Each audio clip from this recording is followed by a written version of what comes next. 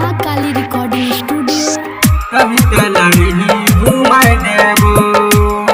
बचौता Khagaria. Mix by DJ Kanchan Raj mix by Aryan Alwela Bihar. हमरा के चौरी जीजा बना गई जीजा बना हमरा के चौरी जीजा बना गई जीजा बना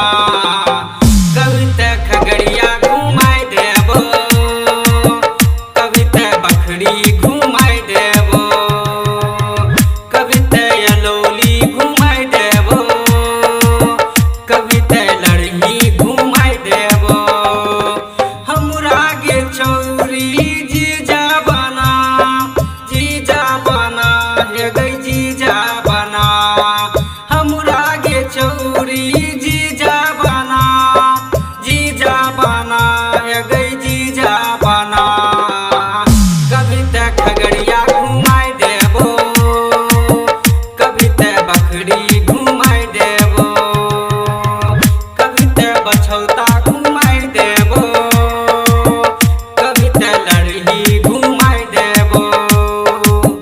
कविता लड़ही घुमाए देबो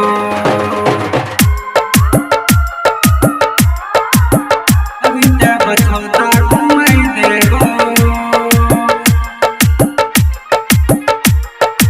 mix by DJ Kanchan Raj Muzaffarpur. हमरा एहन नहीं मिलतौगे जीजा सौंसे लड़ी छोरी खोय दिले सौंसे लड़ी छोरी खोय दिले हमरा एहन नहीं मिलतौगे जीजा सौंसे लड़ी छोरी खोय दिले नहीं होतो हमरा पे विश्वास ते राम कुमार से छोड़ी पूछ ले हमरा के छौरी जीजा बना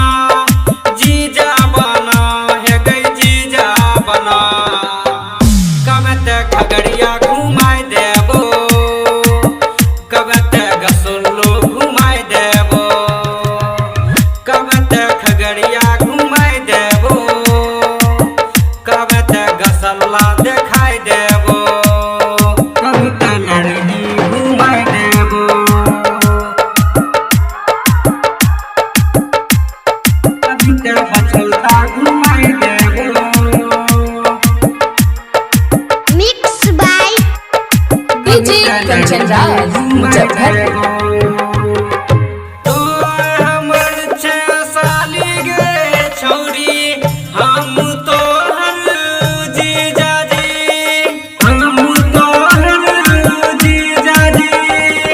तो हमर छह साली गे छौरी हम तो हर जीजा जी देखने सनी सम्राट लिखै छौ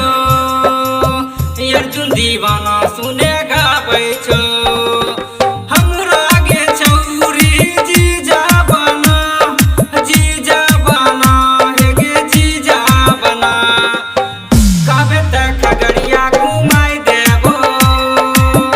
कविता बखरी घुमाए देबो कविता यलौली घुमाए देबो कविता लड़ही घुमाए देबो माँ काली रिकॉर्डिंग स्टूडियो बचौता खगड़िया।